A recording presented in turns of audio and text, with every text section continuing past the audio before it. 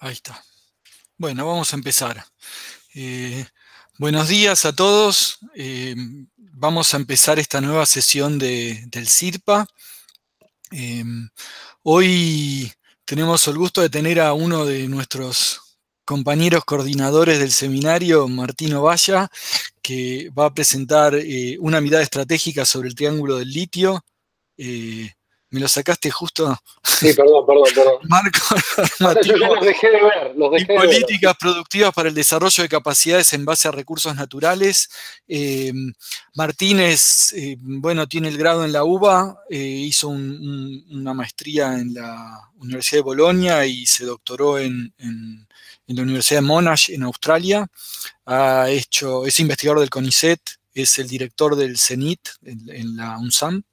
Y bueno, es un investigador destacado en temas de desarrollo productivo en general, eh, eh, tecnología, y en general varios temas que tienen que ver con el desarrollo productivo, pero en particular más recientemente estuvo enfocado en cómo aprovechar la disponibilidad de litio en el país para desarrollar la cadena de valor.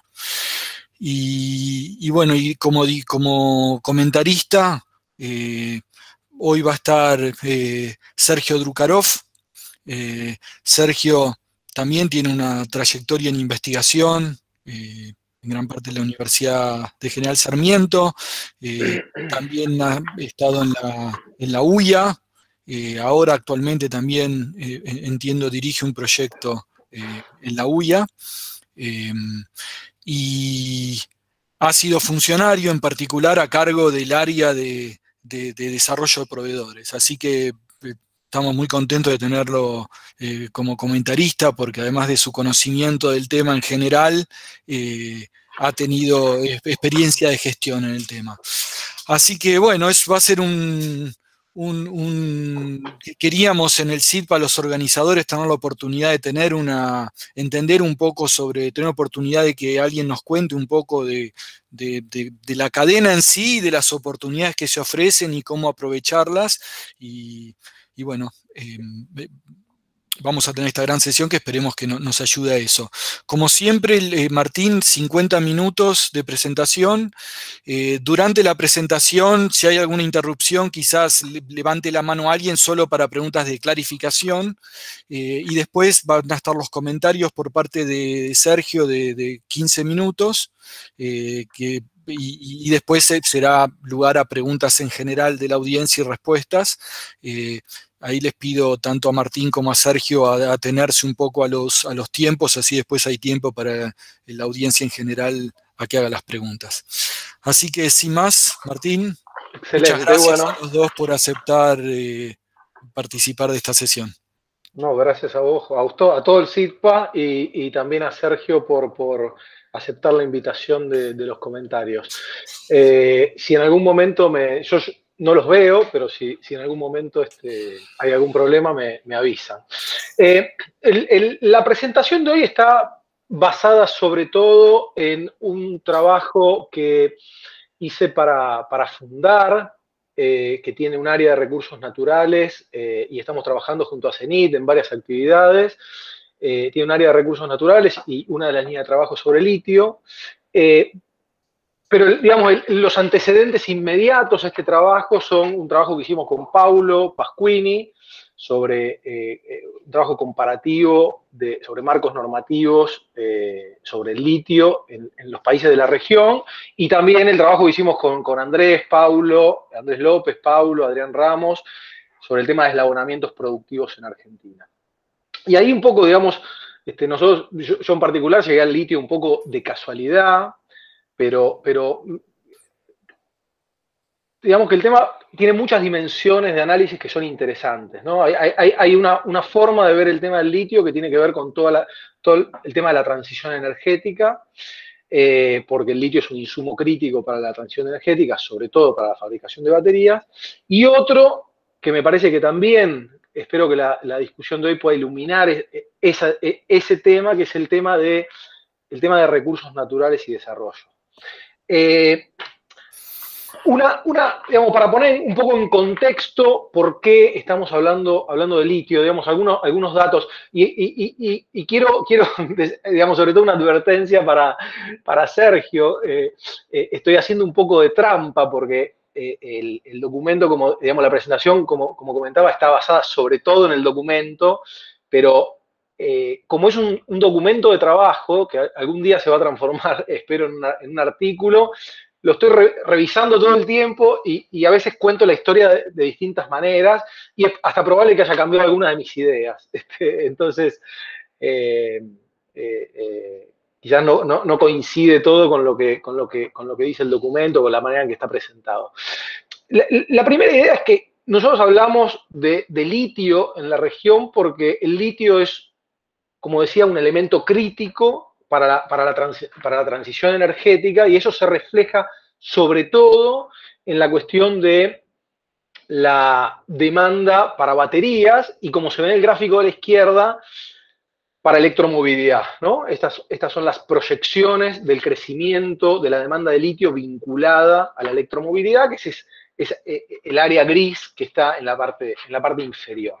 Y esto ha convertido al litio como un elemento crítico, sobre todo en los países que producen bienes vinculados a la electromovilidad, que son fundamentalmente China, Corea del Sur y Japón, Estados Unidos y mucho menos Europa. Pero Europa aspira a convertirse en un actor importante, con lo cual para esos países incluyeron el litio en la lista de elementos críticos y desarrollan una serie de acciones en las que buscan asegurarse un aprovisionamiento estable y seguro de ese recurso.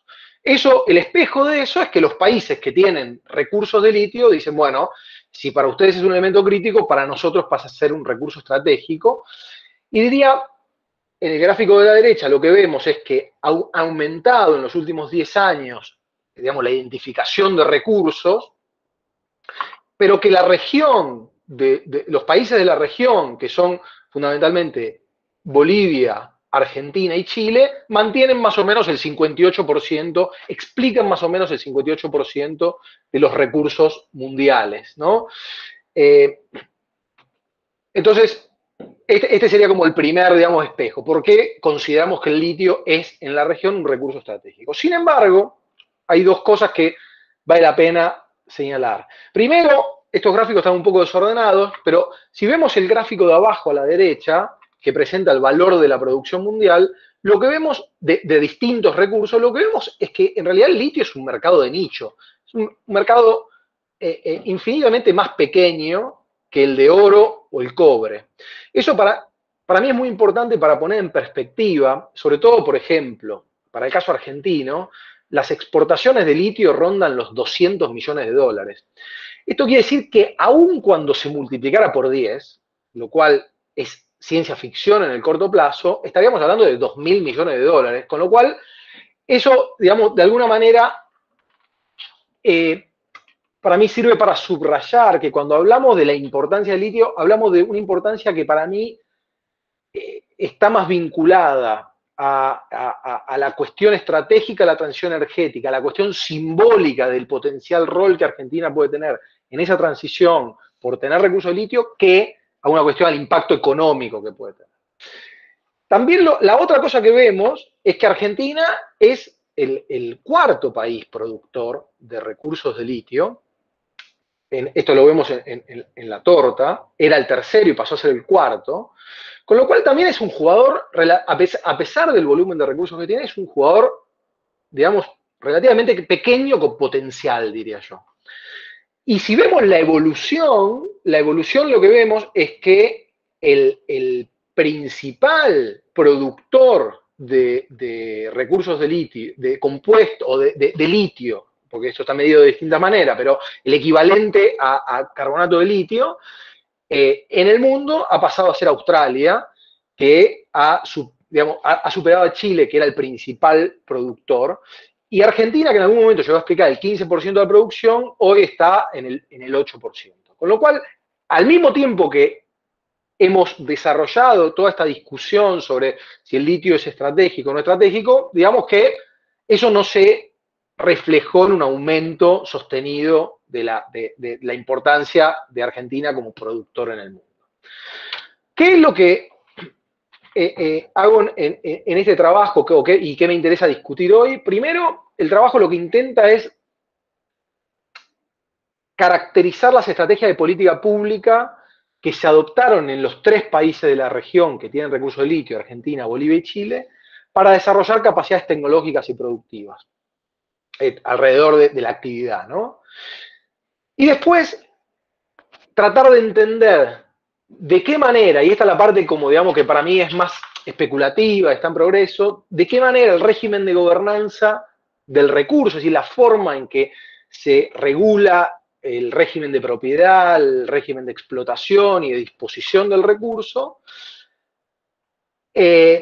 influye, digamos, sobre el espacio de política para hacer, digamos, para adoptar estrategias productivas en relación al recurso.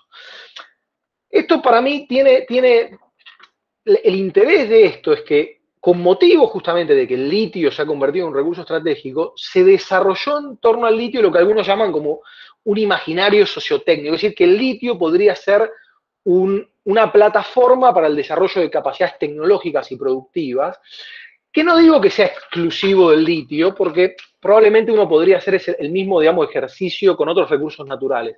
Pero me parece que en el caso del litio, un poco por digamos, este papel particular que juega en la electromovilidad, algunos de esos rasgos, digamos, de esos potenciales están exagerados. ¿Qué quiero decir? Que al final el litio explica entre el 3 y el 7% del valor de una batería. Y la gran discusión en general en torno al litio es, si tenemos litio, ¿cómo no hacemos baterías? Y eso, digamos, cuando uno analiza y lo compara, digamos, digamos, el peso del insumo en el valor total del producto, digamos, en cualquier otro sector parecería, digamos, exagerado. Es decir, como decir, tengo mineral de hierro, tengo que hacer vehículos, ¿no? En el caso del litio, sin embargo, en la discusión hay una discusión que es muy directa y que está muy palpable en los 3 países de la región. Entonces, lo interesante, lo que a mí me interesaba es decir, bueno, si existe este imaginario, cómo ese imaginario se ha traducido en distintas estrategias de política pública para alcanzar los objetivos detrás de ese imaginario. Lo que uno ve, ahora vamos a ver en los 3 países específicamente, es que las estrategias que se alcanzaron en la región son bien distintas. Un poco, digamos, como información, como background, digamos, ¿qué hablamos cuando hablamos de la cadena de baterías, que es la principal fuente de demanda de compuestos de litio? En definitiva, estamos hablando de 3 segmentos. El segmento, digamos, aguas arriba, que es en el que estamos nosotros, Australia, Chile, que es donde en el caso de los países que tienen salares como Argentina, se bombea, se concentra el recurso y después pasa por un proceso químico en el que se transforma en compuesto de litio. Ahí es donde nosotros producimos el 8%. Y después hay 2 segmentos que están más vinculados con la producción de insumos y de baterías, que son segmentos, el segmento, digamos, de fabricación de los electrodos, en el caso particular del cátodo, que es el grafiquito de abajo, que es el que utiliza los insumos de litio, está explicado fundamentalmente por la producción asiática. Y después todo lo que tiene que ver con las celdas, en donde el peso de los países asiáticos es mucho mayor, ¿no? Ahí tenemos China, produce el 62%, Corea el 10%, Japón el 12%, y Estados Unidos recién el 13%. Esto es en las celdas para electromovilidad. Si hablamos de celdas de batería de litio, en general, China explica el 90%, ¿no? Entonces, este es un poco, digamos, el pantallazo general de la cadena, cuando hablamos digamos, de la cadena de valor. Ahora, digamos, nos metemos directamente en las estrategias de política pública de los 3 países de la región. Digamos, obviamente hay distintas formas de caracterizar. A mí, digamos, lo que me interesa fundamentalmente es tratar de entender qué objetivos ha tenido la política, cuál es el régimen de propiedad y explotación y uso del recurso que se puso en cada país, sobre qué dimensiones, sobre qué áreas opera la política, ciencia y técnica, subsidios a la producción, infraestructura, comercio, tratar de entender eso.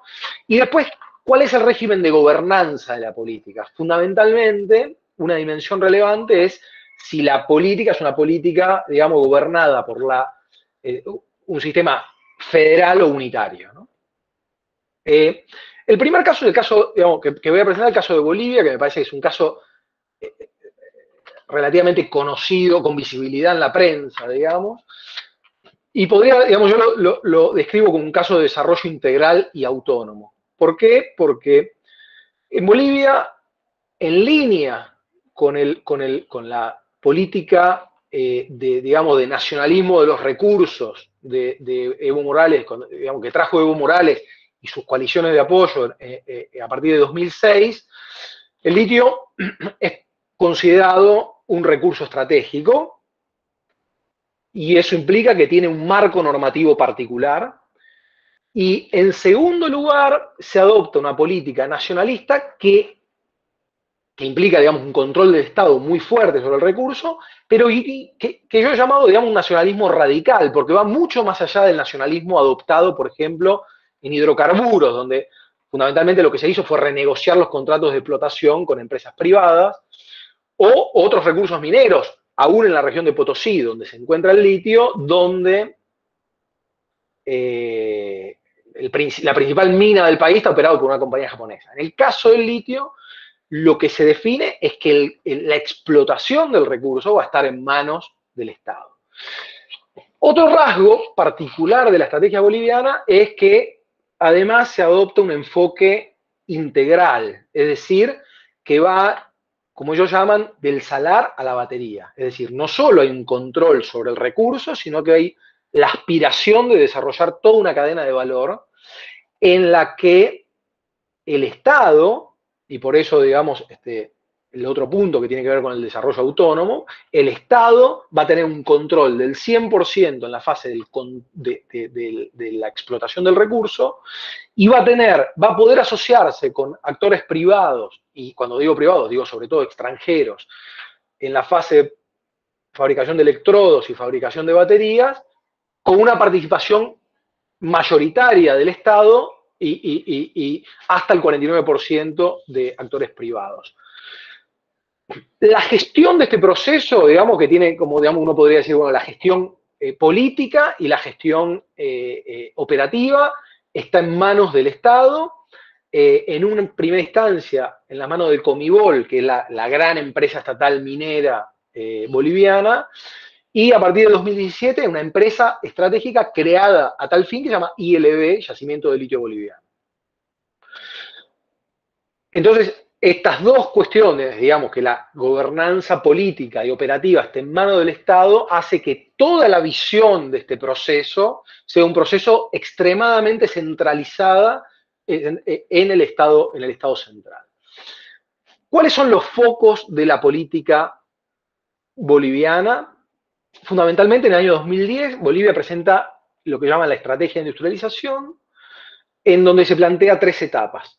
Una primera etapa que tiene que ver con digamos, podríamos separarla en 2 grandes procesos. Un proceso piloto que tiene que ver con, digamos, abrir la caja tecnológica, la caja negra de la tecnología, en lo que es extracción y procesamiento de compuestos de litio, electrodos y baterías. Y para eso se montan plantas piloto. Y después un proceso industrial, digamos, ¿no? Es decir, cómo escalar todo eso. Y la otra, digamos, la otra gran foco de la política boliviana es crear la infraestructura, es decir, llevar a Potosí, una región, digamos, la región más pobre de Bolivia, bastante, digamos, muy alejada, muy remota en el altiplano, llevar la infraestructura para que se pueda realizar la explotación del recurso. Ese proceso, digamos que fue completado con retraso en la fase piloto y lo único que está en fase industrial actualmente es la producción de cloruro de potasio, que es uno de los recursos que está presente en el salar, pero por distintos motivos, yo diría de índole burocrático, organizativa, técnica y política, digamos, la fase industrial no se logró completar y después, digamos, del golpe en adelante el proceso entró un poco en la deriva, ¿no?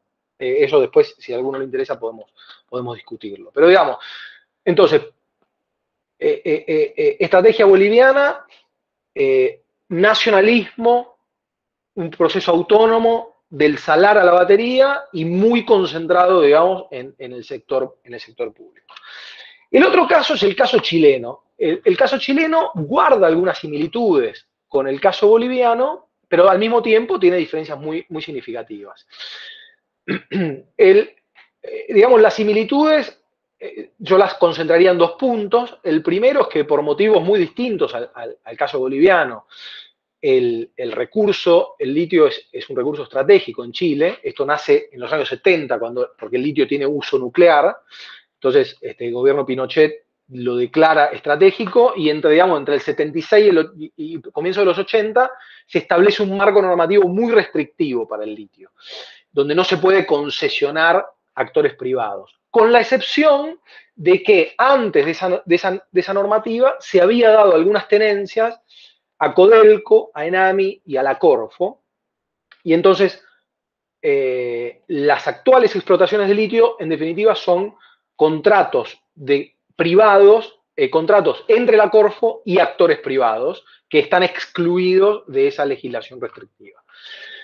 El segundo rasgo similar al caso boliviano es que la gobernanza está muy centralizada porque el régimen político chileno respecto a los recursos naturales está muy centralizado, se define desde Santiago y entonces esa es una diferencia, digamos, algo similar al caso boliviano. La diferencia, obviamente, que la gestión es privada. Entre los años 80 y 90 se establecen contratos con empresas privadas que cambios patrimoniales mediante terminan en la explotación de SQM, que es una empresa chilena que tiene participación de la empresa china Tianqi, y Albemarle, que es una de las grandes empresas norteamericanas productoras de compuestos de litio. El cambio fundamental en la política chilena, que es lo que justifica este título que yo le he dado de la estrategia de renta, capacidades locales y operación privada, se produce cuando en 2014 el gobierno Bachelet convoca a lo que se conoció como la Comisión Nacional del Litio, que era fundamentalmente convocar a un grupo de expertos a que discutan y elaboren una visión estratégica para el litio. Entonces, esta gente se reúne, discute, elabora un documento que tiene muchísimas recomendaciones, muchas de las cuales no fueron adoptadas o están en fase de discusión, sobre todo ahora con la constituyente, pero que casi inmediatamente dieron lugar a una renegociación de los dos contratos firmados con las empresas privadas. Esta renegociación de los contratos, yo creo que, digamos, tiene muchas, digamos, aristas, pero creo que dos son muy, muy importantes. Una es que mientras que en los contratos anteriores, la versión, digamos, que hasta entonces existía de los contratos, el Estado chileno no cobraba comisión o cobraba una comisión relativamente baja del 5,8%, empezó a cobrar comisiones muy altas, algunas con aplicaciones específicas. La general es una comisión que va entre el 6 y el 40% sobre la producción que varía, es progresiva en función del precio. Hoy entiendo que están algo así como del 20 y pico por ciento por el precio que tiene. Otras comisiones tienen fines específicos. Una va asignada a comunidades, es decir, a trabajar y a desarrollar proyectos con las comunidades aledañas a los salares, y otra a la creación de 3 centros de I+D, a partir de los cuales el gobierno chileno, la Corfo, armó una licitación y se asignó una a electromovilidad, otra a economía circular y otra a transición energética, y son consorcios de universidades. En casi todos los casos chilenas, el último que fue un poco controversial porque hay un consorcio de universidades americanas Pero digamos, esa es la modalidad. Es decir, que hay una intención de mejorar la captura de renta e incluso con algunas aplicaciones específicas. La segunda pata digamos, de esa renegociación de los contratos es la reserva de una cuota del 25% de la producción de compuestos de litio en Chile que tenía que estar asignada a se va a vender a precio preferencial a quienes vengan a industrializar esos compuestos de litio en territorio chileno. Entonces, la Corfo armó una licitación y dijo, bueno, a ver, ¿quién quiere venir a producir, por ejemplo, electrodos de batería a Chile? Y yo le vendo los compuestos de litio a precio preferencial. Esa herramienta funcionó bastante mal por distintos motivos, un poco por errores de diseño del instrumento, otro poco porque en la coyuntura en la que se implementó justo coincidió con la baja del precio, con lo cual los incentivos para ir a producir a Chile y asegurarse un buen precio para producir compuestos de litio digamos, no eran tan atractivas. Con lo cual, ese instrumento fracasó y también podemos después discutir un poco sobre esto. Pero fundamentalmente, otro rasgo similar con el caso boliviano es que la visión estratégica de Chile está concentrada también sobre toda la cadena de valor. Chile tiene recursos de litio, produce compuestos de litio, pero tiene aspiraciones a avanzar en la cadena de valor a producir otro tipo de recursos elaborados. En el caso boliviano, con una estrategia controlada del Estado, en el caso chileno, digamos, con una estrategia más regulacionista, si queremos. El caso argentino, digamos que es el caso, digamos, impar dentro de la región. Yo diría, las dos grandes diferencias, digamos, parte de esto se refiere, digamos, tiene origen en dos cuestiones. Primero, en la gobernanza federal del recurso. Acá, en Argentina, las provincias son dueñas tienen el dominio originario de los recursos, con lo cual son las que toman decisiones respecto, por ejemplo, al otorgamiento y tienen capacidades regulatorias respecto a las cuestiones ambientales, por ejemplo, o a la operatoria específica. Sin embargo, esas competencias provinciales están en un paraguas que digamos que es como el núcleo duro normativo que diría está conformado por la Constitución, que es la que le otorga el dominio original a las provincias, el Código Minero y la Ley de Inversiones Mineras. Esto, la diferencia que plantea es no solo la imposición de costos digamos, de transacción muy fuertes a cualquier tipo de coordinación estratégica entre provincias y entre nación y provincia para cualquier tipo de estrategia, sino que también el marco normativo federal lo que hace, federal quiero decir definido a nivel nacional, es que deja al litio dentro del código de minería, con lo cual es muy difícil hacer políticas específicas para el litio, porque este marco normativo, a ver, definido en los años 90, es el típico marco normativo minero que algunos han llamado como el marco, digamos, modelo Banco Mundial, ¿no? Entonces, contexto de reformas estructurales, un sector que al menos en Argentina no existía, fundamentalmente lo que hace es tender una alfombra roja a las inversiones, da bastantes beneficios en términos impositivos o de poder importar insumos, etcétera, etcétera, ¿no? Entonces, y limita la estabilidad por periodos de 30 años, con lo cual eso limita bastante o limita mucho la posibilidad de implementar políticas del tipo de las que vemos en Bolivia y Chile.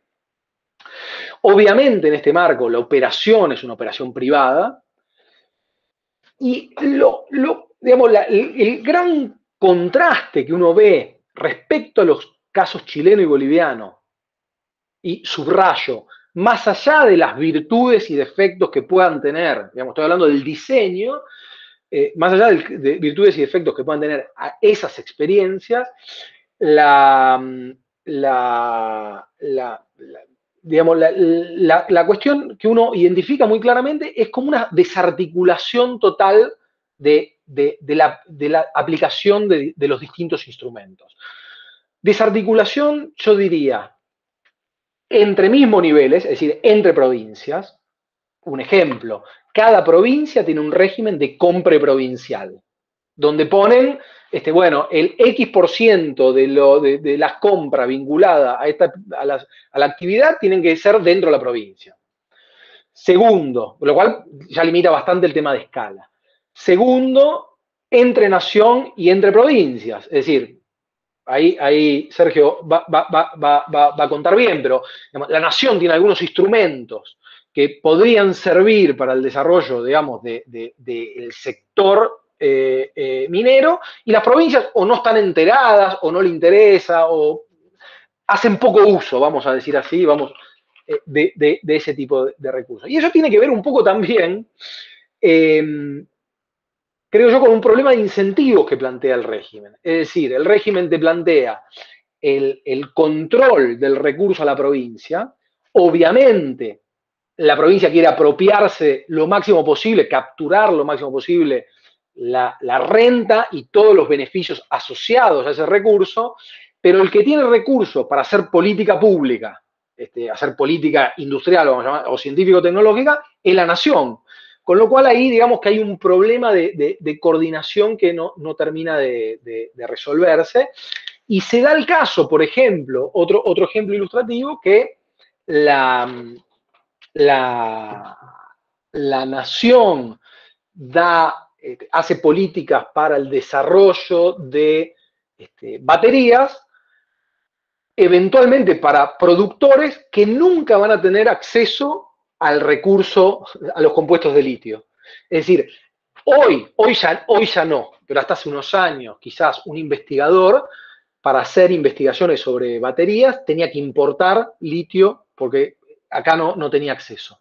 Hoy un productor, si quisiera producir electrodos en el país, tendría que importar de otro país porque los productores nacionales tienen comprometidas sus ventas en contrato de corto plazo. ¿Qué quiero decir? Este es un contraste muy fuerte respecto a los otros dos casos, porque en definitiva lo que hay es un divorcio, es decir, el hecho de que haya recursos de litio en Argentina no plantea ninguna ventaja comparativa para ir aguas abajo en la cadena de producción. Esto no significa que, por ejemplo, en el caso chileno, esas ventajas comparativas puedan realizarse en la práctica. Quiero decir, aún vendiendo a precio preferencial sus compuestos de litio, Chile no logró atraer a ningún productor que venga a producir electrodos, ¿no? Entonces, es un tema, evidentemente, que es más complejo que eso, pero me parece que el contraste o esta imagen del productor de baterías importando compuestos de litio del exterior, me parece que ilustra bien un poco la desarticulación que existe en el caso argentino. Ahora, la otra cuestión, y acá es un poco como el salto mortal, digamos, digamos, que hago, porque es para mí la parte como más, que es más interesante para discutir, es decir, bueno,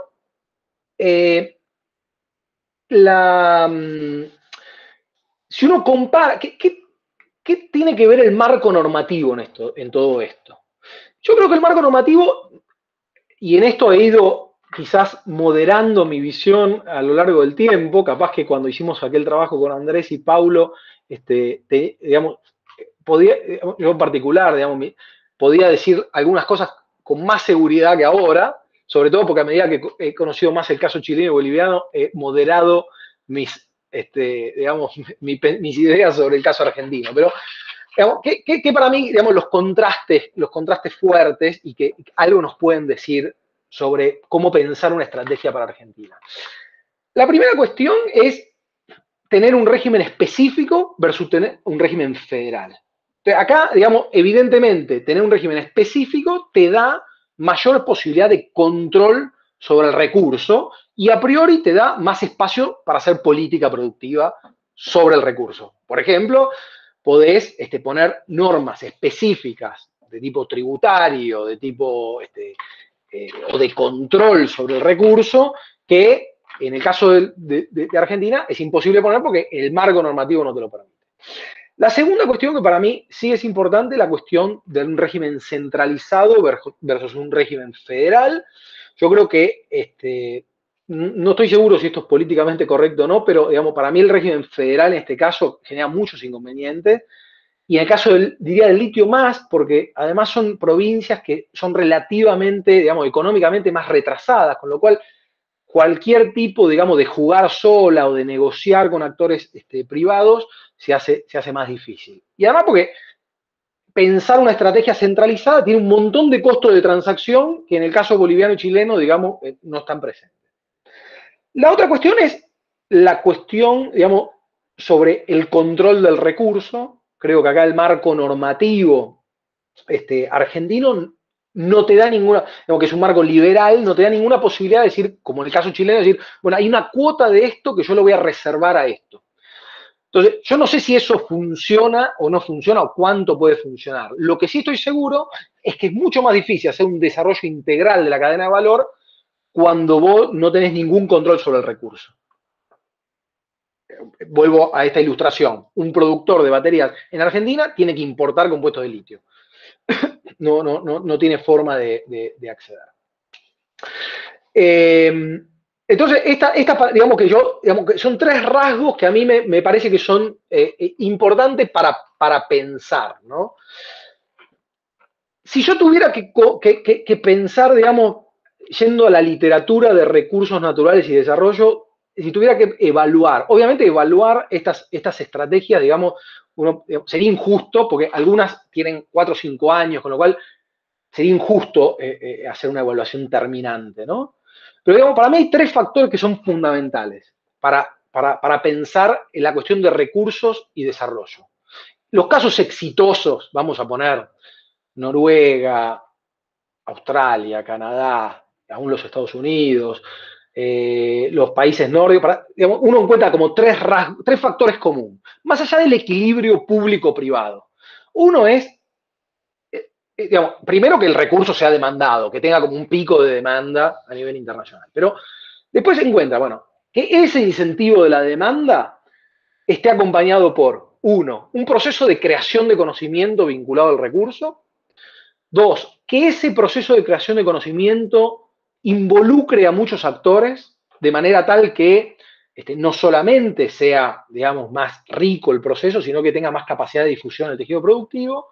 Y tercero, que en torno a ese recurso se genere una infraestructura, diría, no solamente física, logística, energía, sino que se transforme en un bien público para otras actividades, sino una infraestructura para la creación de conocimiento que también sirva luego para, digamos, crear conocimiento para otras actividades.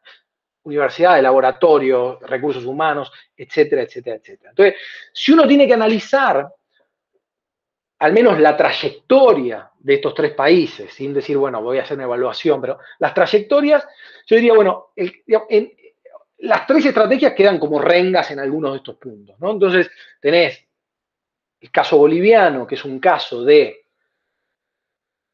creación de infraestructura muy fuerte en una región relativamente atrasada, un proceso de creación de conocimiento vinculado sobre todo a hacer la convergencia, hacer el catch-up respecto, abrir la caja negra de la tecnología respecto a compuestos y electrodos, pero al mismo tiempo ese proceso ha estado tan concentrado en el Estado boliviano, en muchos casos tan celoso ha sido el cuidado de colaborar, de los actores externos, que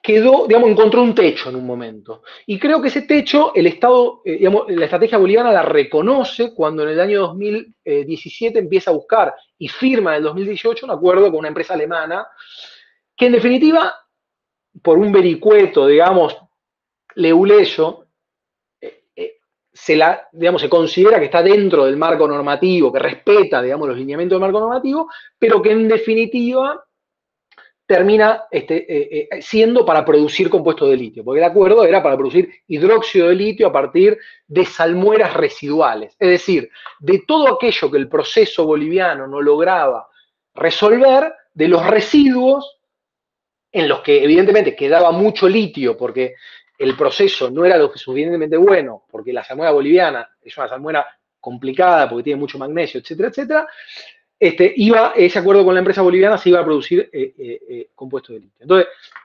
creo que la estrategia boliviana quedó renga por ese lado. En el caso chileno, como dice la misma Comisión Nacional del Litio, es un caso donde Chile logró ser productor mundial, primer productor mundial por muchos años, pero con un proceso muy concentrado en los actores privados y con muy poca difusión de conocimiento, creación de eslabonamientos productivos, exploración de explotar otros recursos en el salar, con un impacto ambiental muy fuerte. Entonces, digamos, fue un proceso exitoso en términos de infraestructura, muy exitoso para el sector privado, pero digamos muy, muy encapsulado, ¿no? Y el caso argentino diría que es un caso en el que los procesos de creación de conocimiento y de creación en red son quizás los más fuertes, pero totalmente desarticulados del sector productivo, en parte por cuestiones normativas, en parte por un problema más profundo de vinculación entre el sector público y privado, del sistema de ciencia y técnica y el sector privado. También hay una discusión, pero me parece que digamos, eso sería como una caracterización de lo que está sucediendo con el caso argentino. Es decir, estos son para mí, digamos, si yo tuviera que pensar el tema en términos de el litio como plataforma para generar capacidad, diría, bueno, acá están, digamos, como los puntos fuertes y los puntos flacos de cada uno. En el caso chileno, me parece que los tres identifican estos puntos flacos que yo señalo, ¿no? O sea, la revisión de los contratos en Chile y la creación de centros de I+D, que tienen además como mandato la creación de transferencia del sector productivo, tiene evidentemente, digamos, el reconocimiento de estos puntos flacos de poca vinculación al sector productivo. Y en Argentina, y acá pasamos ya digamos, a la discusión final, al cierre, está toda la discusión sobre la nacionalización del litio, que por ahí ustedes han visto en los diarios, y que está, digamos, creo que es una discusión más hacia el interior del gobierno que hacia el exterior, pero, digamos, a ver, ¿cómo discutir esta cosa? Yo creo que la cuestión del marco, digamos, el marco normativo, hay 4 dimensiones que son importantes, sobre todo para pensar, ya en plan de pensar una estrategia para Argentina. Para mí hay 4 dimensiones que son la renta, la cadena de valor o las capacidades, comunidades y ambiente.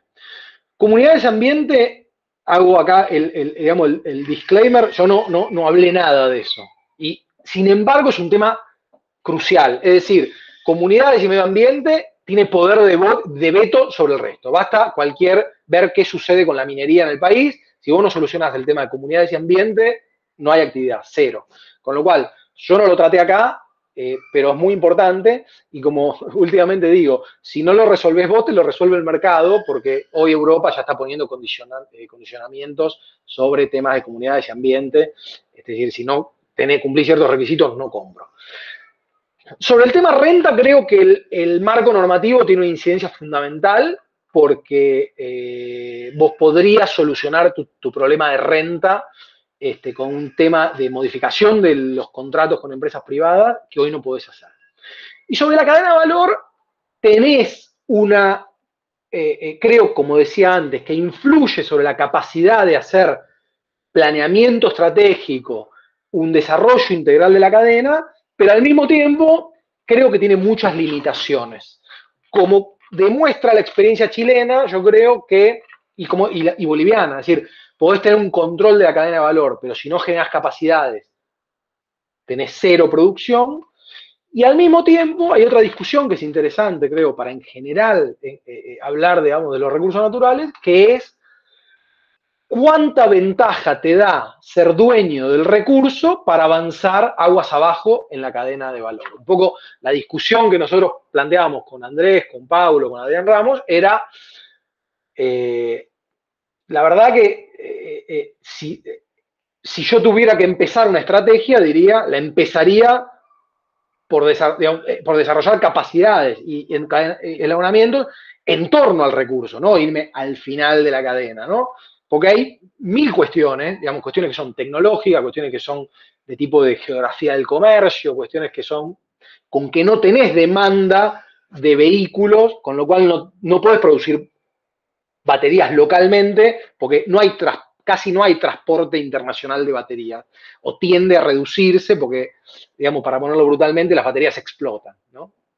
Entonces, yo creo que la normativa argentina pone, como decía, muchos problemas en los costos de coordinación e incentivos y esta cuestión del control del recurso que te limita la posibilidad de hacer desarrollo, digamos, como de la cadena de valor. Yo creo que pensar la estrategia argentina futuro, hay dos dimensiones. Para mí hay una dimensión estratégica que va más, digamos, que es de mediano y largo plazo y que, digamos, en la cual podríamos incluir una discusión sobre la nacionalización. Yo creo que la nacionalización no es una solución, pero, digamos, estoy dispuesto a ponerla en la mesa. Pero para mí digamos, antes que eso, hay una cosa, un paraguas más amplio. Es decir, primero, definir una visión estratégica. Es decir, ¿qué pensamos que es el litio? ¿Qué ventajas pensamos que nos da? ¿Qué ventajas pensamos que podemos construir en torno al litio? Mirando la película de la transición energética a nivel global. Es decir, la discusión pequeña que nos lleva a la conclusión de si tenemos litio, ¿cómo puede ser que no hagamos batería? No sirve. Y lamentablemente creo que hay mucho de la discusión actual que se basa, digamos, como digamos, en este hilo, ¿no? Entonces, para mí hay una discusión profunda sobre discutir el litio en el marco de la transición energética y sobre qué Argentina puede hacer en torno a esto. La segunda es, y tiene que ver con la fase digamos, ya de implementación, es decir, esta visión estratégica vos no la podés llevar adelante sin acuerdos políticos. Es decir, acuerdos políticos dentro de cada nivel y entre niveles, ¿no? El problema federal de la Argentina, o lo resolvés o con una modificación de la Constitución, pero me parece que eso no va a suceder, o con acuerdos políticos, ¿no? Y me parece que no es imposible, uno puede encontrar ejemplos o pistas en otros sectores. Y la otra es diseñar una cartera de proyectos asociada a esta visión, que sean, en la que participen todos los actores, es decir, no solamente el sistema de ciencia y técnica, es decir, los actores productivos también, y que sea viable, factible, en términos técnicos y en términos económicos, porque hay otra discusión, digamos, que yo, digamos, veo mucho también, que es, mirá, no estoy seguro cómo funciona, digamos, cuál es el balance económico, la ecuación económica de esto, pero podemos producir baterías. Y eso, cuando uno lo traslada, digamos, hace el ejercicio de ver en la realidad qué sucede, es que eso lo que quiere decir es que podemos hacer una X cantidad de baterías en un laboratorio o en una planta piloto. No tiene nada que ver con salir a vender baterías y que no terminemos subsidiando, digamos,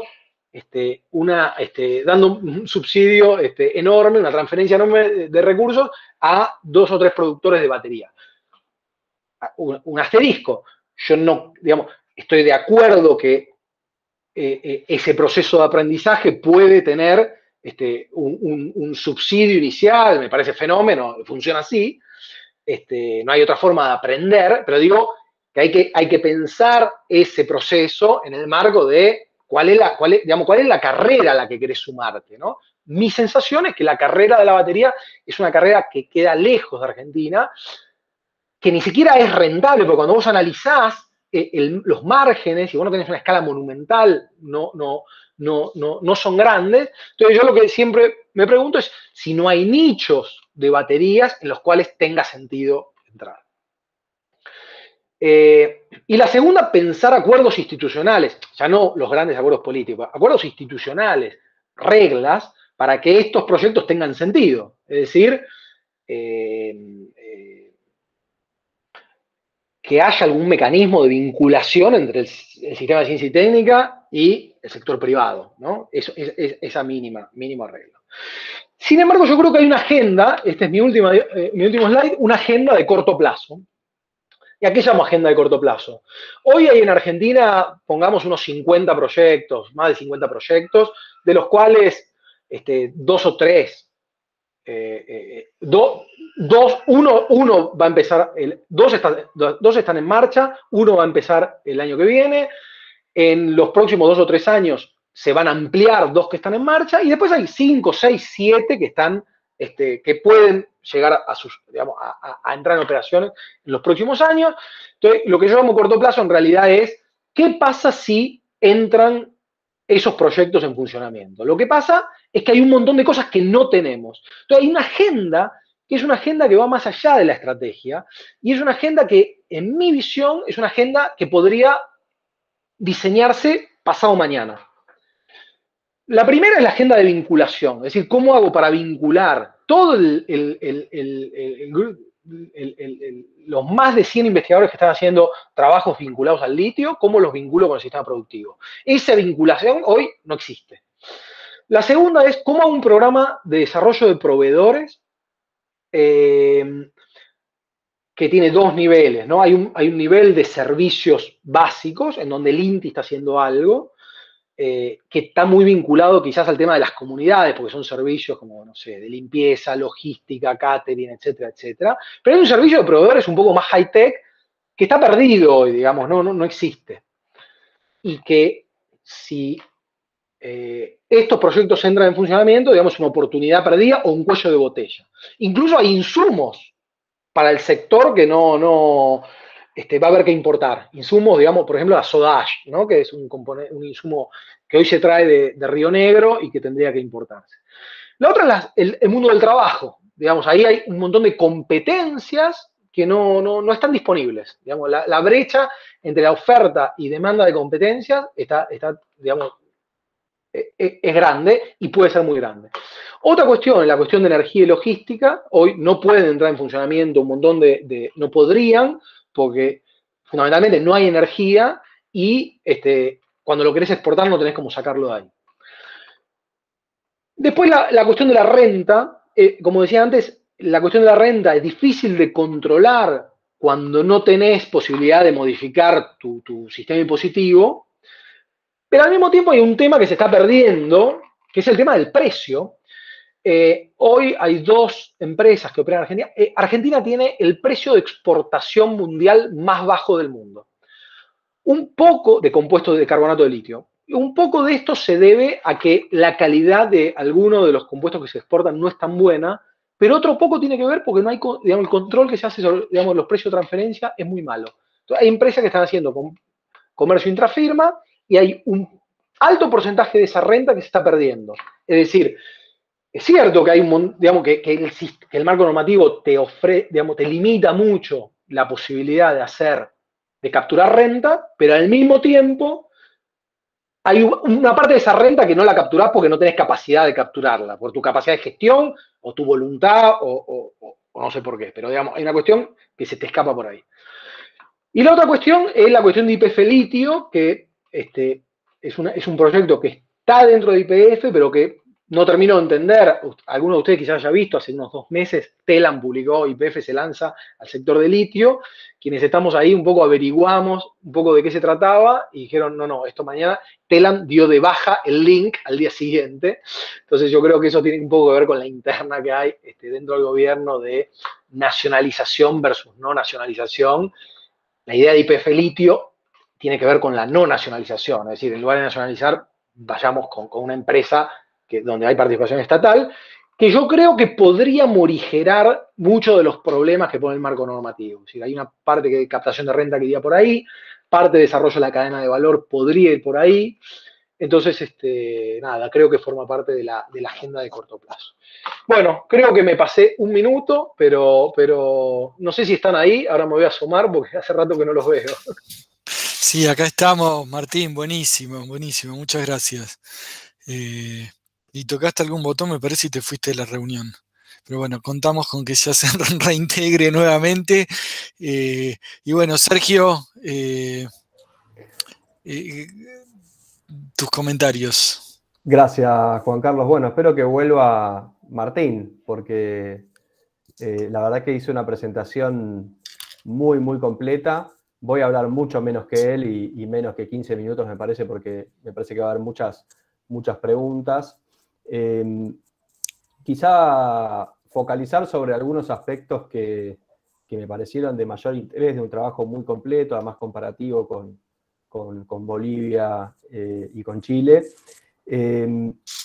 Y básicamente, digamos, el primer tema, ahí volviste, Martín. El primer tema me parece interesante es que a veces Argentina se plantea trabajar sobre el valor agregado aguas arriba o aguas abajo de alguna actividad, pero siempre que descubre algún recurso y no lo hace de manera sistemática sobre sus propias capacidades industriales previas y sobre su propio sistema científico-tecnológico, ¿no? Me parece que en este caso, en donde tenemos un recurso que tiene varias características, como dijo Martín, esto no es vaca muerta, esto es muchísimo más de nicho, más pequeño.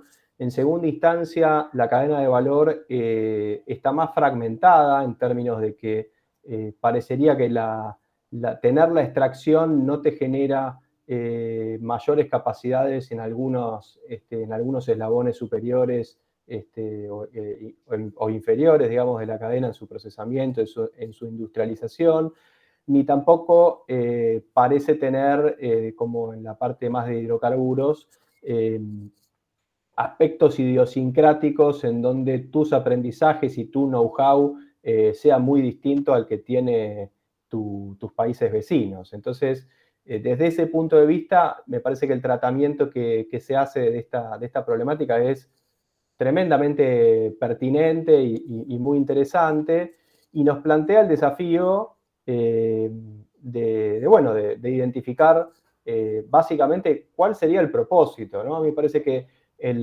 uno de los temas que está dando vueltas, si uno toma un enfoque del estilo de Mazzucato, es que independientemente de que alguno de los modelos, del modelo chileno y el modelo boliviano le pueden gustar más a algunos que a otros, me parece que los dos tienen por detrás propósitos. Se pueden discutir los propósitos, podemos estar en mayor o en menor medida de cuáles son, si son adaptables a Argentina o no, pero tienen propósito. Eso me parece que le da del relato y del estudio que hace Martín sobre esto, una solidez, una conceptualización a la policy que es bastante más robusta de la nuestra, que es una herencia, digamos, ya enmarcar al litio en el marco, valga la redundancia, de los rasgos generales de la actividad minera, parece insuficiente por todos los rasgos particulares que se comentaron,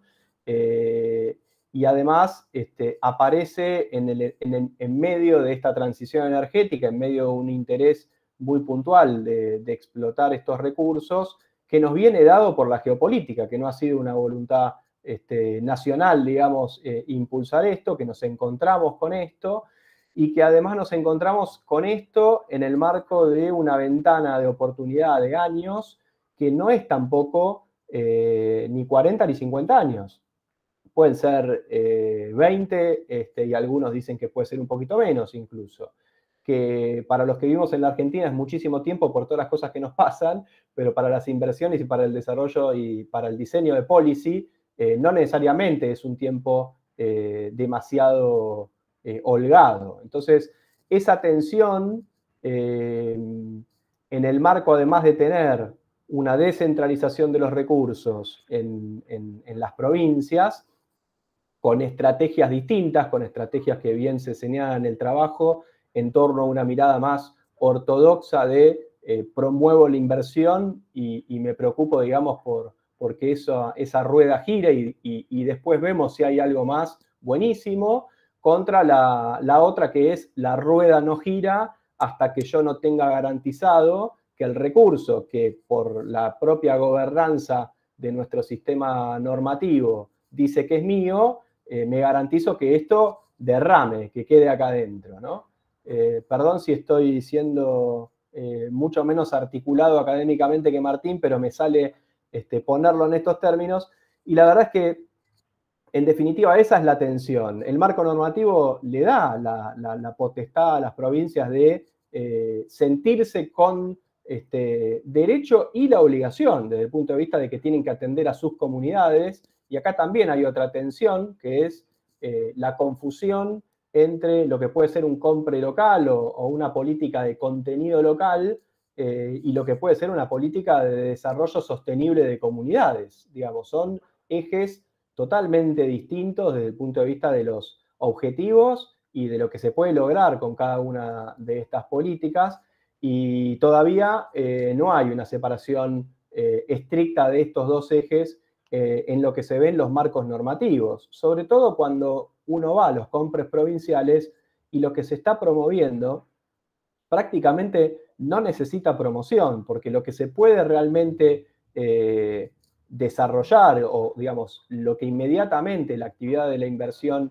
impacta regionalmente, son en aquellos servicios que son típicamente no transables, mientras que en los eslabones difíciles, que no tienen actores locales, una política de compra local es conjunto vacío, no hay nadie a quien promover, no le podés comprar a nadie ahí adentro. Entonces, ese tipo de incongruencias creo que obedecen a una falta de estrategia tanto nacional, digamos, creo que nacional en primera instancia, porque en definitiva los principales actores y promotores de esta industria son las provincias, indudablemente, ¿no?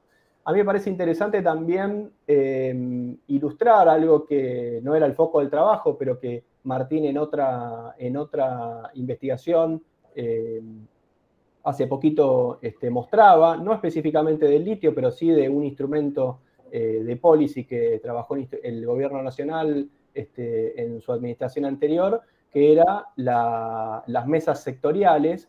Esos fueron un espacio interesante, fueron un instrumento de tratar de generar algunos mecanismos correctivos de un conjunto de desarticulaciones que eran muy notorias desde el punto de vista de que tenías en la mesa sentado a los proveedores y al interés, a los protagonistas interesados en que localmente la fabricación de algunos equipos, de algunos componentes, de proveedores, pero al mismo tiempo estabas regulado por la ley minera que te permite importar con arancel cero todo lo que vos quieras, se fabrica o no se fabrica en la Argentina.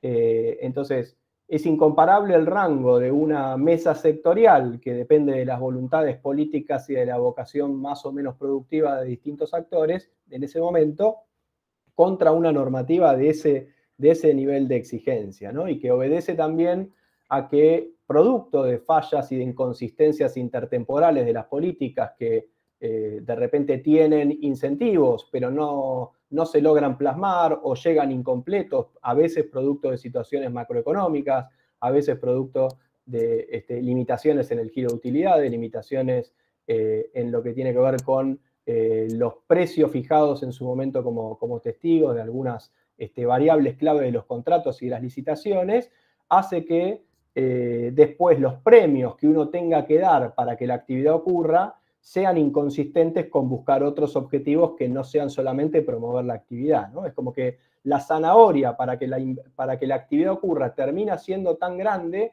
que después te obstaculiza la búsqueda de otros objetivos.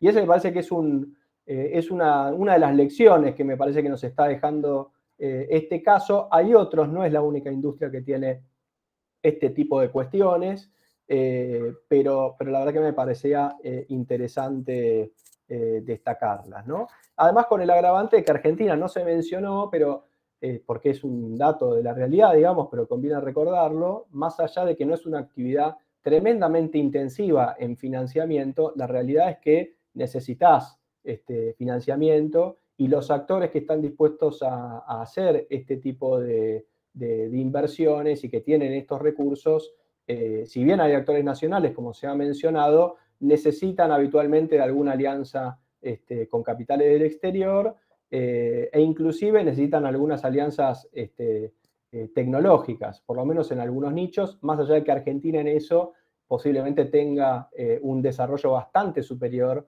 a los casos de Chile y de Bolivia, incluso en esta materia, ¿no?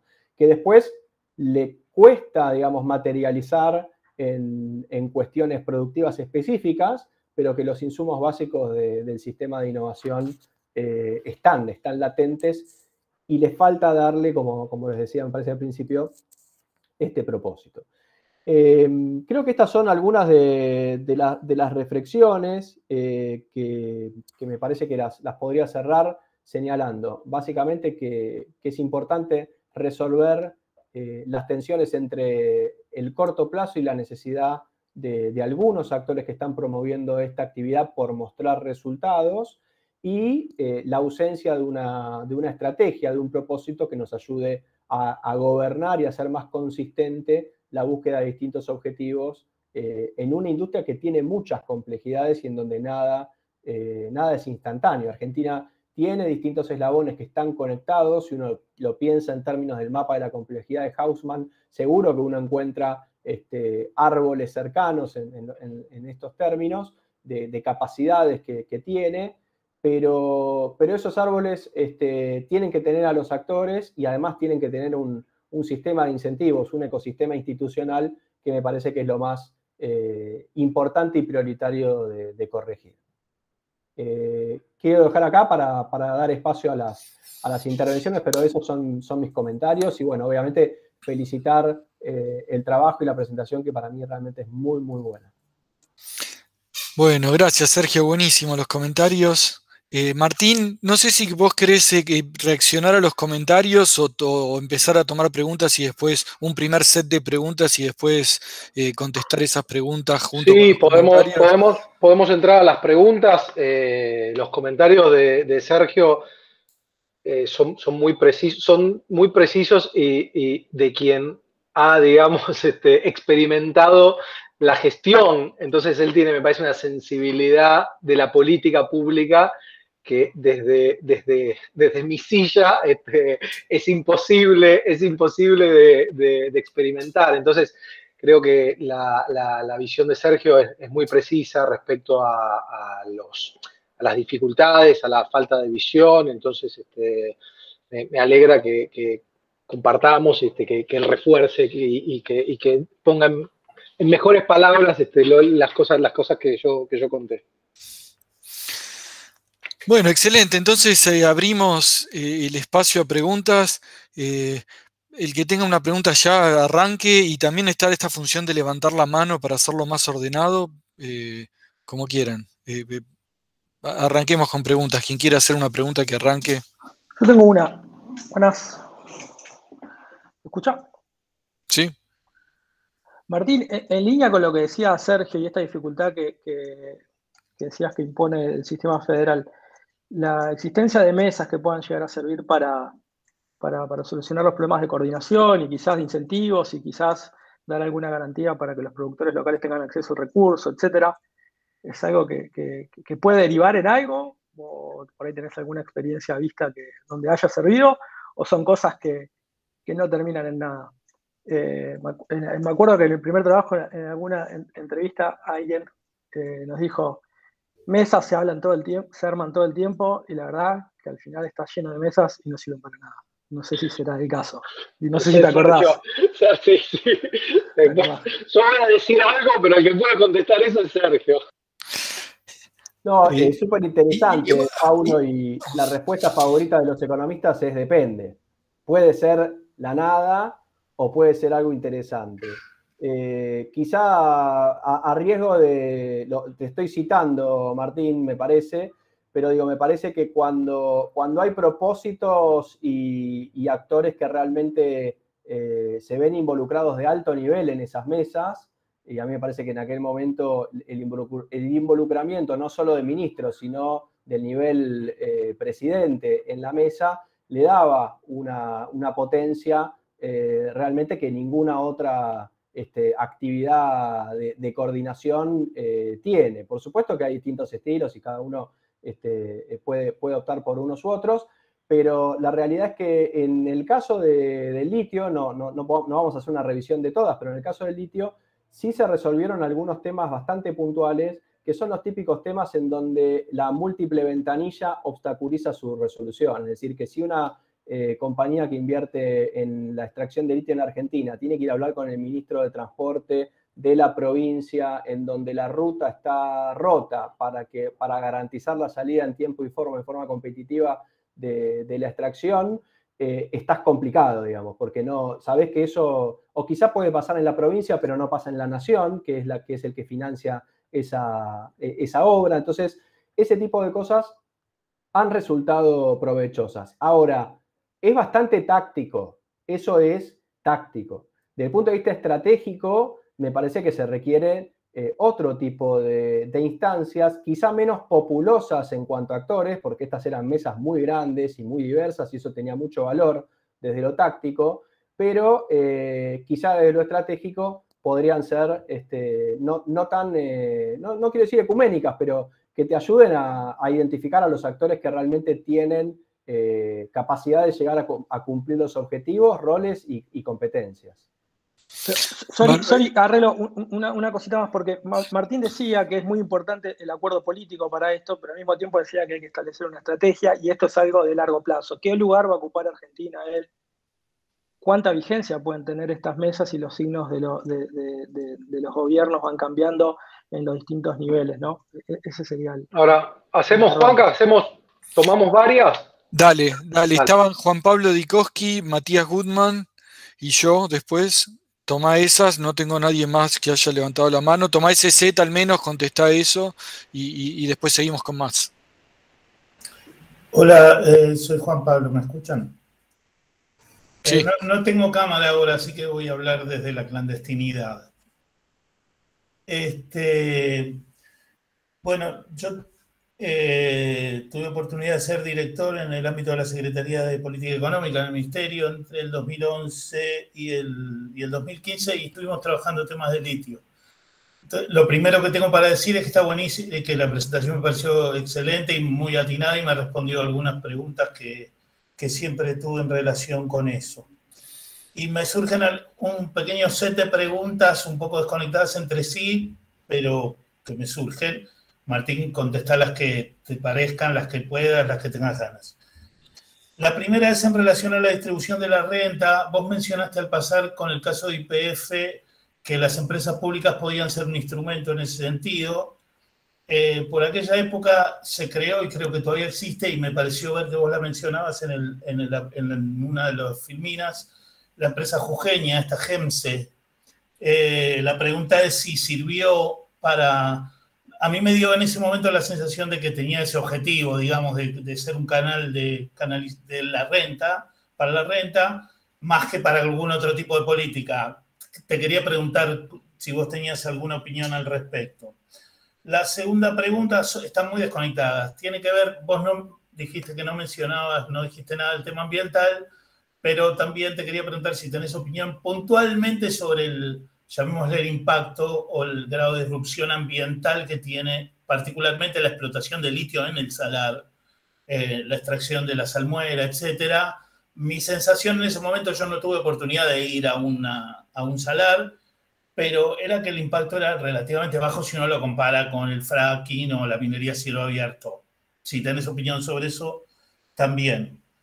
Una así como muy micro, ahora voy a una muy macro, que es el ciclo del litio, digamos. Vos hablaste de la transición energética, también da la sensación de que la cuestión de las energías alternativas y la tecnología de las baterías, incluso en algún seminario en el que me tocó estar con científicos después, hablaban de que el litio ya fue y que veían la película dentro de 50 años y era el hidrógeno o no sé qué.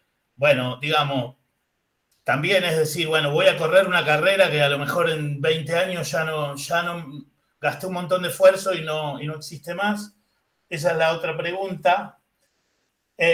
Otra pregunta más que es un poco opinión en relación con lo que yo vi, digamos, que es solo a nivel del Estado Nacional hay mucha desarticulación. O sea, en ese momento hablar con los funcionarios de secretaría. Nosotros estábamos tratando de armar algún tipo de articulación y explorando el terreno. Fue muy, muy básico lo que hicimos, pero en términos de política fue más como una investigación, digamos, pero en la Secretaría de Minería a nadie se le ocurría pensar en ningún tipo de desarrollo tecnológico, y es más, ni siquiera aparecían estos temas de infraestructura o insumos que vos mencionaste.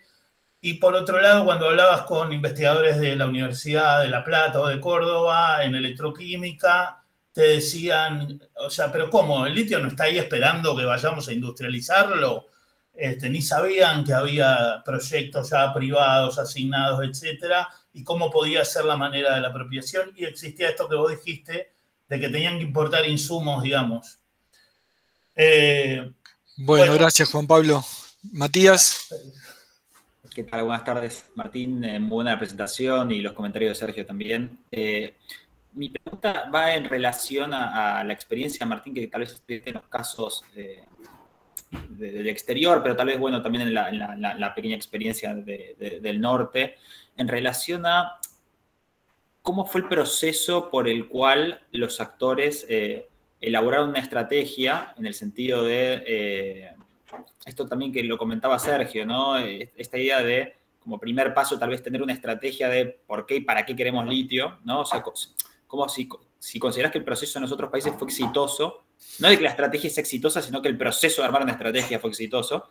Y después, si vos tenés el dato de bajo qué área u organismo en esos países quedó el rol de, bueno, implementar esa estrategia, ¿no? Si fue un área de un ministerio o fue un organismo técnico, o si era claro quién era el dueño de la pelota en implementar esa estrategia.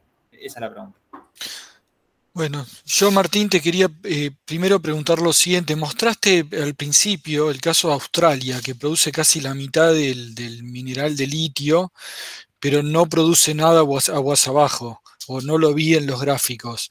¿Qué nos indica eso? Si ellos intentaron y fracasaron, si sabés algo porque es muy indicativo eso. Si Australia, teniendo la mitad de la producción mundial, no produce nada aguas abajo, me preocupa. Y eso me lleva a la pregunta más grande que te quiero hacer, que es un poco cuál es el desafío vos hablás, hay una etapa intermedia que están los cátodos, no sé, otras cosas, y está la parte final que es las baterías. En cada una de estas, los desafíos principales, ¿cuáles son? ¿Es más de tipo tecnológico? ¿Es más de inversión de capital? ¿Es más de conexión con la cadena de valor? O sea, los actores que están ahí, ¿quiénes son? Los que hoy producen. Si podés comentar un poquito eso. Y después una pregunta chiquitita que si podés comentar más, te agradezco. Vos dijiste esto de que como es difícil de transportar la batería, que quizás eso es una oportunidad, porque cuando estén los más difundidos los motores eléctricos, uno pensaría que va a haber que producirlo acá de alguna forma o en la región. Esas son mis preguntas. Bien, buenísimo. Bueno, gracias por las preguntas y voy a intentar responder a todas. La de Paulo me parece que Sergio dio una muy buena respuesta. Lo único que tengo para agregar, primero, subrayar. Yo creo que las mesas son muy buenas para producir bienes públicos, para, como decía, ventanilla única, bajar, digamos, los costos de transacción. Me parece que son muy buenos instrumentos, pero son menos buenas para generar visión estratégica. Y la visión estratégica creo que es una construcción colectiva de los actores involucrados, que requiere, dependiendo del sector, requiere más o menos intervención del sector público. Es decir, biotecnología, los actores privados vuelan y el sector público corre atrás. En otros sectores, no sé, tenés que pensar el sector textil, tenés que empujarlo vos, porque el sector textil está como, digamos, parado en una situación que le queda cómoda. Entonces, quiero decir, me parece que son como dos vuela también, pero en otro sentido. Sí, vuela, sí, exacto. Entonces, yo creo que en este sector es un sector que requiere, digamos, que al sector privado, si lo dejás, va a mantener el status quo, pero si vos querés construir una visión, tenés que sentarte en el sector privado y decir, me gustaría que ir para allá, y te voy a empujar para ese lado.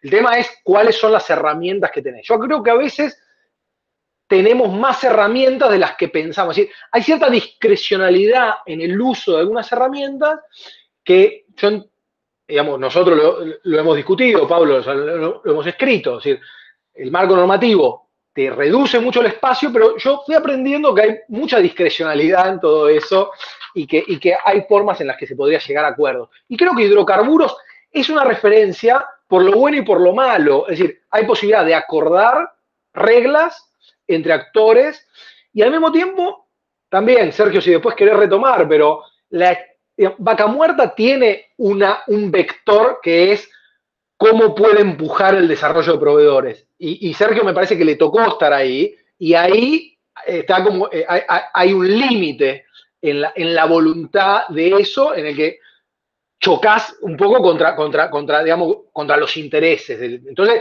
para mí eso es una experiencia de la que hay que aprender, y nosotros siempre discutimos un poco esa comparación. A mí me parece que es muy útil, más allá de las cuestiones de escala, de qué se puede y qué es más difícil.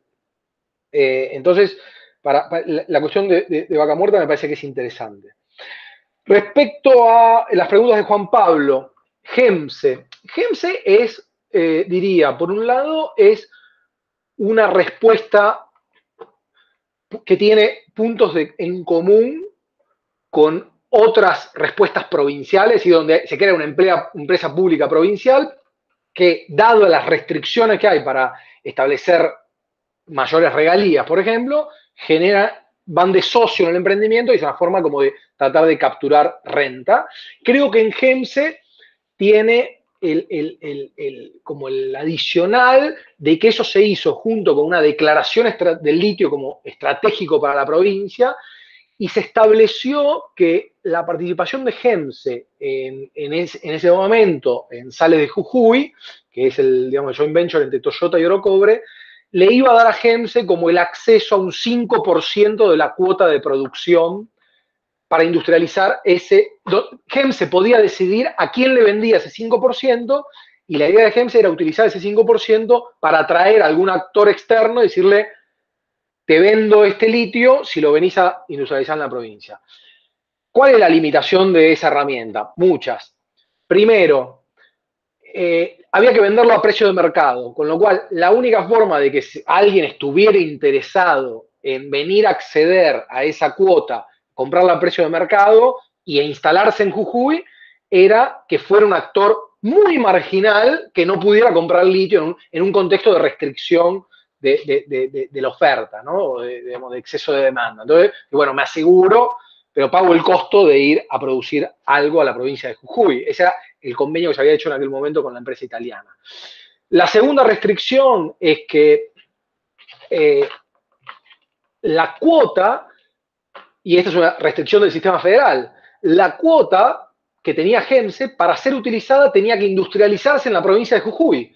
Con lo cual, vos accedías a carbonato de litio, pero pagabas, vamos a decir así, como el sobrecosto de producir en Jujuy, que es lejos de todo y sin un ecosistema que te facilite producir, digamos, un bien que tiene cierta complejidad. Con lo cual, eso también es como un problema del diseño, de la gobernanza del instrumento.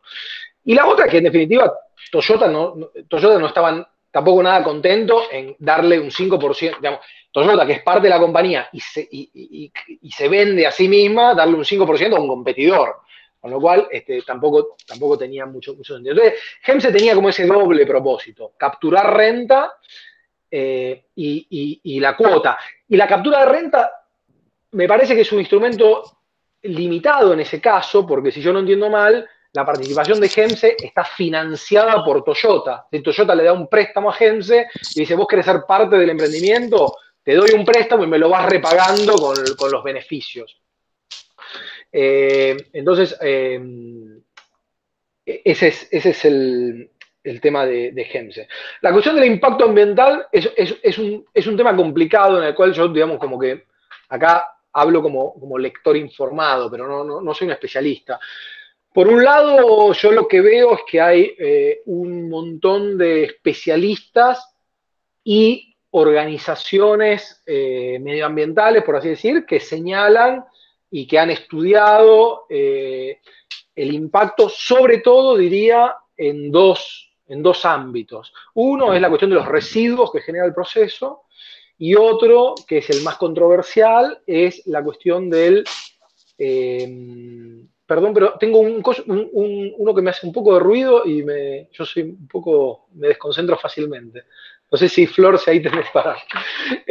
y la otra cuestión es la cuestión del impacto sobre las cuencas de agua.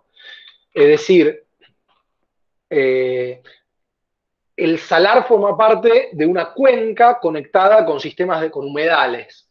Entonces, la pregunta ahí es qué pasa si vos bombeás agua salmuera, ¿qué pasa con las otras cuencas? Es decir, están conectadas, se reduce la disposición de agua. Entonces, ahí, digamos, hay evidencia anecdótica. Por ejemplo, Catamarca, que, bueno, dicen, bueno, fue bajando. Pero lo que yo también soy lector informado y quiero ser cuidadoso, lo que también leo es, no hay un estudio integral que muestre que las variaciones en las cuencas conectadas estén causadas por el bombeo de los salares.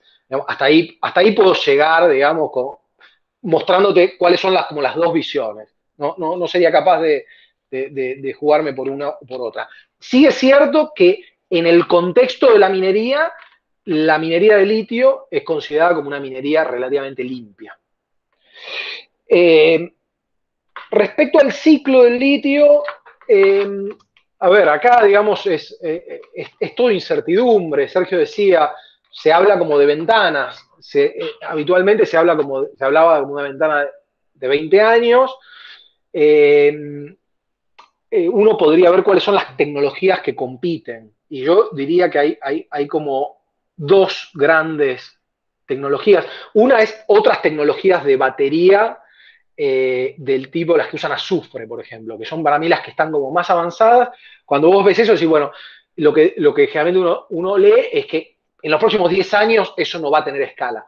Sobre todo porque cuando ves la curva de reducción del precio de la batería de ion litio, lo que ves es que es súper marcado en los últimos 10 años, de $1.000, no me acuerdo exactamente la unidad por kilovatio, creo, a 100, que es como el punto de quiebre para que sea rentable, y por eso estamos viendo quizás también, además de todos los subsidios y demás, la explosión finalmente de la electromovilidad, el precio de batería. Entonces, cualquier tecnología que compita tiene que no solamente ser factible técnicamente, sino que atravesar ese ciclo.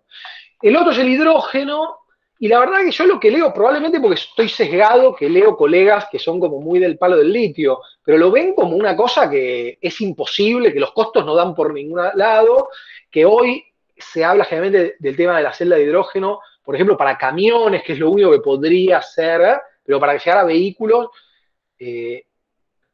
uno podría decir, bueno, sabemos que es imposible decir hoy, eso no va a suceder, pero probablemente también falte mucho tiempo. Entonces, yo creo que por ahí estamos digamos, le quedan 20, 30 años a esta tecnología. Entonces, es también lo único que lo puedo decir. La otra cuestión que señalabas es sobre el tema de la desarticulación al interior de la nación. Yo creo que esto no es, digamos, obviamente no es exclusivo, está de más decir que no es exclusivo del litio. Yo creo que yo he identificado como, podemos hacer como dos caricaturas, ¿no? Una caricatura que es el área, digamos, de minería y las provincias, que claramente lo que descansan es en la visión de, este es el marco normativo, la estrategia es, cuidemos a fondo el normativo, atraigamos las empresas y el resto va a suceder. ¿A qué tenemos que aspirar? Y bueno, a generar volumen de actividad, eso va a derivar en una mayor, digamos, renta y por lo tanto captación de renta, y el resto va a ir, acompañemos, digamos, si podemos crear proveedores, creamos. Eso, y después en otros sectores yo creo que hay como visiones intermitentes, según las visiones de los gobiernos. Entonces, algunos un poco más voluntaristas, otro menos. Yo creo que el más parejo ha sido, a través de los años, el sector de ciencia y técnica, que dicho, bueno, pero sí, que ha dicho, bueno, damos recursos a esto, pero ¿qué es para el sector, digamos, público argentino dar recursos a esto? Es el CONICET, los investigadores definen su agenda, con lo cual muchos se fueron volcando a esto, FONARSEC, sobre todo, que ha habido un proyecto grande de litio, o 2 o 3, pero no muchos más, y después como financiamientos como específicos, ahora ITEC está entrando con una planta piloto para producción de baterías. Entonces, yo creo que están esos dos mundos, y esos dos mundos funcionan en su propio mundo. Yo diría, el mundo de ciencia y técnica tiene incentivos para hacer, sobre todo, ¿para qué? Para publicar papers. Entonces, ya sabemos bien, una cosa es tener como investigación de frontera y otra cosa ser el Fraunhofer, digamos, ¿no? Entonces, son dos mundos distintos. Y después tenés otro problema, que diría que va más allá de los incentivos, que es algo que no logramos resolver. Se mejoró, que es como la burocracia del sistema de ciencia y técnica. A mí me cuentan experiencias de personas que le dicen, mirá, una empresa va y le dice, mirá, quiero que me desarrolles esto, pero vamos por afuera del CONICET, porque a mí me tarda 6 meses el CONICET en dar un gancho, a poner el gancho. Y después está el tema del propiedad intelectual. Entonces, ahí hay algo para aceitar que va más allá del marco normativo, de la visión estratégica. Eso debería funcionar bien para todo, más allá del litio, ¿no? Entonces, hay cuestión de desarticulación y cuestión, digamos, de capacidades y de eficacia de la gestión de la política. Matías, sobre el tema de la definición estratégica, yo creo que son procesos bastante idiosincráticos. Diría, a Chile le vino un poco de arriba el tema. Digo, Chile le cayó esto de los años 70 y de repente eso terminó siendo, diría, un corsé por un lado, porque le ha impedido, probablemente el sistema chileno, digamos, sería mucho más, digamos, si uno ve, digamos, una radiografía de la economía chilena, diría, a los chilenos les gustaría mucho más tener un marco como el argentino, y quedaron encorsetados en una decisión en la que por X motivo quedaron encorsetados en esa cuestión donde no pueden concesionar el recurso. Piñera lo intentó, después fracasó, y ahora probablemente en la reforma constitucional, digamos, no se vaya tampoco en esa dirección.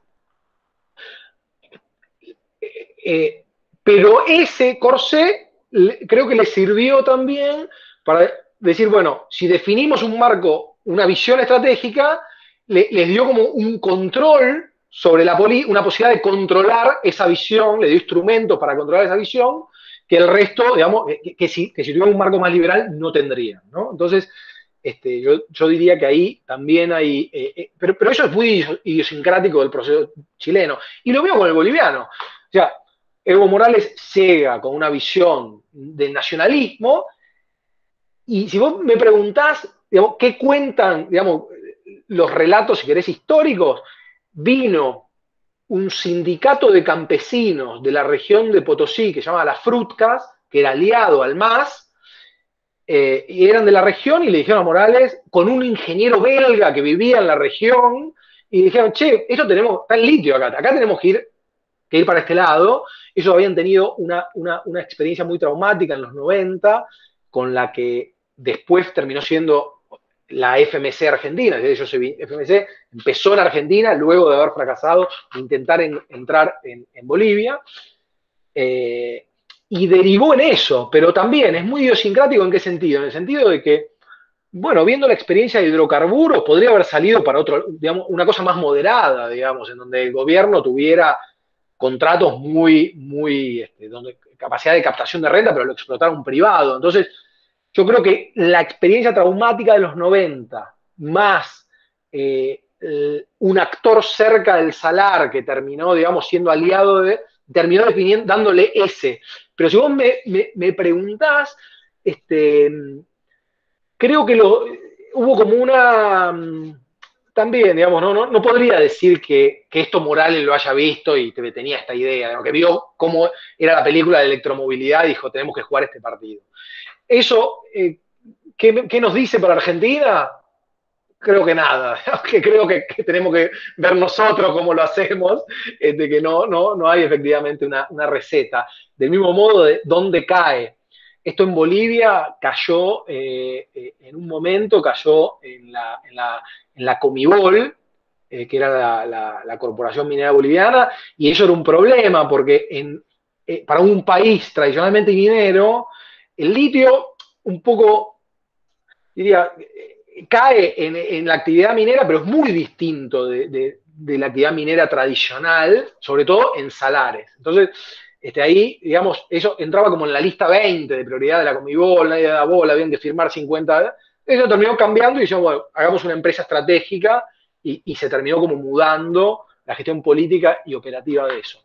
En el caso chileno, también es idiosincrático porque el contrato lo tiene la Corfo, porque había ligado una tenencia minera, y como el litio es de interés nuclear, toda la regulación del litio cae en la Comisión Chilena de Energía Nuclear.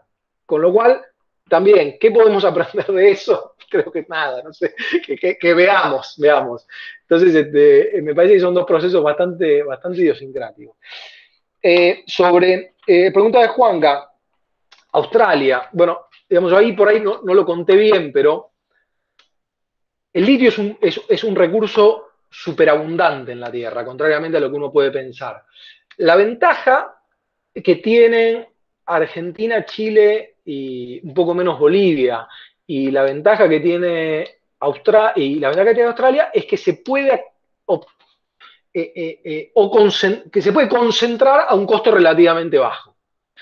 Entonces, pero Australia obtiene su litio de una minería mucho más tradicional. Está metido como en mineral de spodumeno. Entonces, básicamente se trata de, digamos, agarrar la piedra, hacer todo un proceso, digamos, minero, concentrarla. Y entonces, ¿qué pasa ahí? Cuando vemos que Australia produce más del 50% del equivalente a carbonato de litio a nivel mundial, en realidad lo que exporta es volúmenes siderales de concentrado de spodumeno que se procesan en China. Con lo cual, mientras que Argentina exporta carbonato de litio, Australia exporta el concentrado de spodumeno y el productor del carbonato de litio o el hidróxido de litio es China. Entonces, Australia también se planteó este debate de nosotros qué vamos a hacer en la cadena de valor. Yo creo que un poco en el contexto australiano, donde ellos tienen la experiencia de que la minería es una gran generadora de valor, ese debate es menos fuerte. Es decir, a ver, la cuestión del extractivismo está mucho más superada en Australia. Es decir, ellos tienen menos complejo por decir exporto recursos naturales, así porque generan una fortuna de guita vendiendo servicios y exportando empresas mineras al mundo. Acá, digamos que la cuestión de exportar el carbonato de litio, yo creo que hay una confusión ahí, pero es una confusión de entender que gran parte de por qué hoy no somos un gran productor de carbonato de litio es porque no es tan fácil hacerlo y todos los que están en la puna están probando cómo hacerlo. No es tan sencillo hacerlo. Entonces, hay mucho desarrollo por hacer. Respecto a los desafíos de las fases de producción, yo creo que hay podría decir que hay tres grandes desafíos. Hay un desafío que es tecnológico.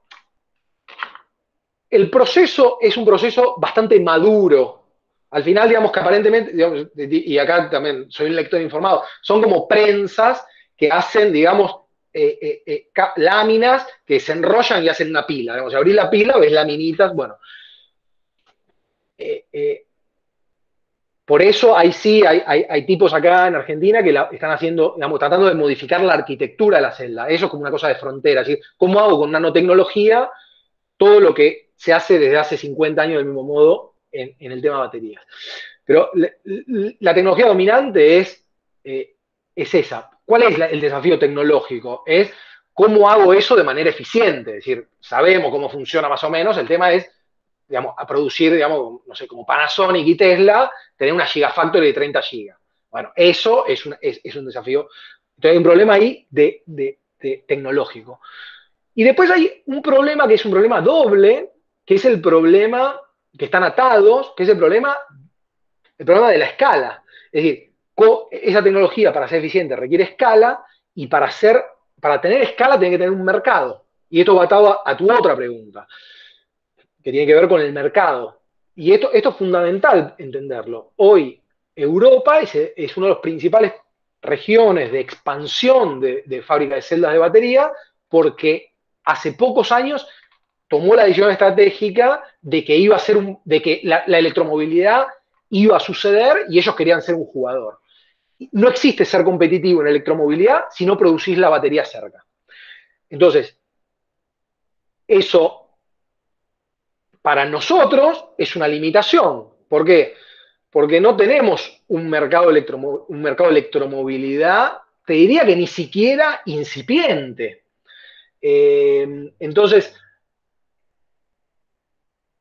y del otro lado, uno lo que dice es, eso va a suceder. Yo estoy seguro que en Argentina se van a producir baterías de litio. Ahí la cuestión es cuál va a ser, digamos,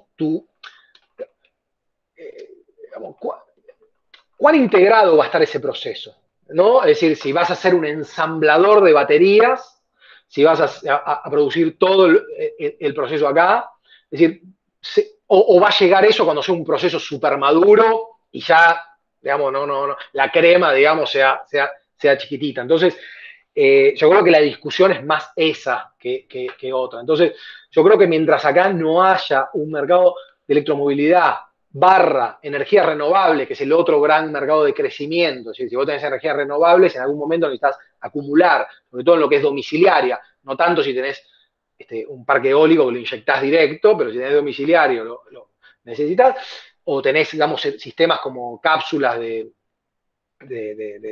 distribución o lo que fuere, ahí podés, pero si no tenés como un mercado, es difícil pensar. Entonces, a veces me da la sensación que estamos pensando en el producto, porque el producto es sexy, porque te posiciona, porque como si tenés litio, no tenés batería, pero me parece que faltan, digamos, como los otros engranajes del sistema. Buenísimo, buenísimo. ¿Alguna otra pregunta? ¿Comentario?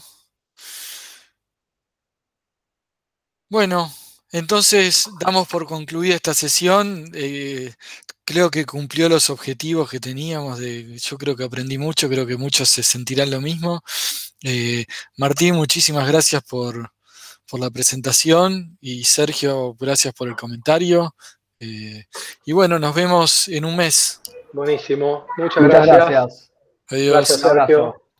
Chao, chao. Gracias. Chao.